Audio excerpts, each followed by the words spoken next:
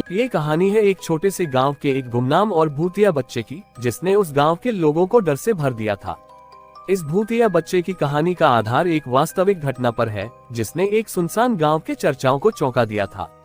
गांव का नाम रामपुर था, जो एक सुनसान और डरावना जगह था। यहाँ के लोग रात के समय किसी भी तरह के आवाज की तरह की चीख पुकार सुनते थे और मान लेते कि गांव में भूतिया बच्चा घूमता है। लोगों ने कई बार वहां दिखाई देने वाले छायाचित्रों की तस्वीरों की भी बात की थी, जिनमें वे बच्चा किसी पेड़ पर खेलते हुए दिखते थे। इस भूतिया बच्चे के बारे में कई किस्से और कहानियां सुनाई जाती थीं। वहीं कुछ लोग इसको सिर्फ एक अफवाह मानते थे और कहते थे कि इस गांव में कोई भी भूतिया बच्चा नहीं हो सकता। लेकिन दूसरी ओर बहुत से लोग इसके अस्तित्व पर यकीन करते थे और उन्हें डर का सामना करना पड़ता था। बच्चे का रूप वास्तव में रहस्यमय था। उसका नाम किसी को पता नहीं था और उसका वर्णन भी बेहद विचित्र था। लोग कहते थे कि वह बच्चा हमेशा एक समय पर ही आता था, रात के 12 बजे के आसपास। उसके आने के बाद वह गांव की सड़कों पर आवाजें सुनाता था, जो कुछ लोगों को बेहद डरावनी लगती थी। बच्चे की कहानी में एक और अजीब बात थी, उसके पास कभी भी उसका चेहरा दिखाई नहीं देता था। वह हमेशा एक पूरे ब्लैक क्लोक में ढका रहता था, जिसका हुक्म वह हमेशा बंद रखता था। इसलिए कोई भी यह नहीं कह सकता था कि वह बच्चा कैसे दिखता है। एक रोज गांव का एक युवक नामक आदित्य ने फैसला किया कि वह इस रहस्यमय बच्चे का पीछा करेगा और उसके बारे में सच्चाई जानेगा। वह निश्चित था कि गांव के लोग इस डरावने भूतिया बच्चे से मुक्त होंगे।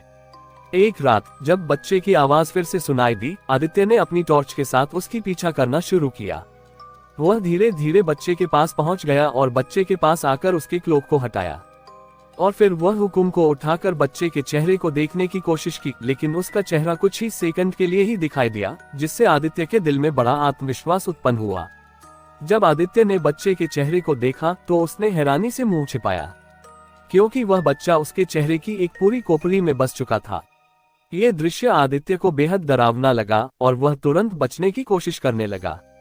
लेकिन बच्चा उसको पकड़ लेता है और उससे एक बात कहता है, मुझे मत छुआ आदित्य, या फिर तुम्हें भी वो बनना पड़ेगा जो मैं हूँ।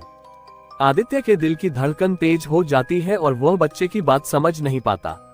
उसने पूछा, तुम कौन हो और तुम्हारी यह बात का क्या मतलब है? बच्चा उससे कहता है, मैं एक आवाज हूँ जो लोगों के डर का कारण बनता है।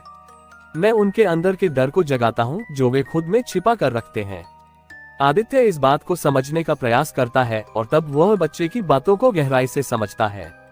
वह बच्चे के पास जाकर कहता है, लेकिन तुम लोगों को क्यों डराते हो और उनके अंदर के डर को जगाते हो?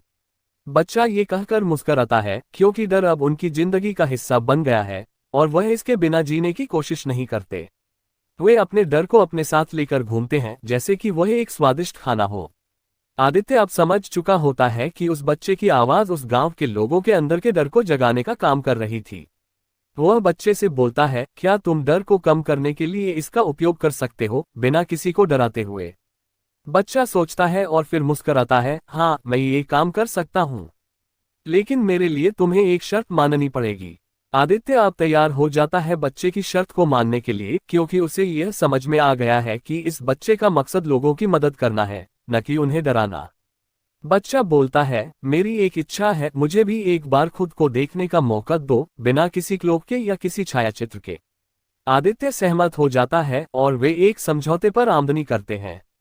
बच्चा फिर से अपने क्लोक में ढक जाता है और अपनी आवाज को सुनाता है, लेकिन इस बार वो आवाज अधिक अंधकार में होती है और वह बच्चे के साथ ही लगता है कि वह गांव के लोगों के अंदर के डर को देख सकता है। बच्चा खुश होता है कि उसकी इच्छा पूरी हुई है और वह आदित्य को धन्यवाद देता है। वह फिर से अपने क्लोक में बदल जाता है और गांव की ओर बढ़ता है, जबकि आदित्य घर की ओर लौटता है। अगले कुछ हफ्तों में गांव के लोग अपने डरों का सामना करने में सफल होते हैं और वे अपनी जिंदगी में अधिक खुश और सुरक्षित महसूस करने लगते हैं। बच्चे की आवाज के कारण वे अपने डरों को पहचान लेते हैं और उनके साथ समझौता करते हैं। इसके परिणामस्वरूप गांव में एक नई आत्मा आती है और वो अब भी डरावना लग सकता है, लेकिन ये बच्चा अब उनके दोस्त बन चुका है, जो उनके साथ हमेशा रहता है। लाइक करें और मेरे चैनल को लाल बटन दबाकर सब्सक्राइब करें। हमारा एक टेलीग्राम चैनल भी है, इसको आप ज्वाइन करें। यहाँ आपको अमेज़न और फ्लिपकार्ट के प्रोडक्ट ऑफर में मिलेंगे।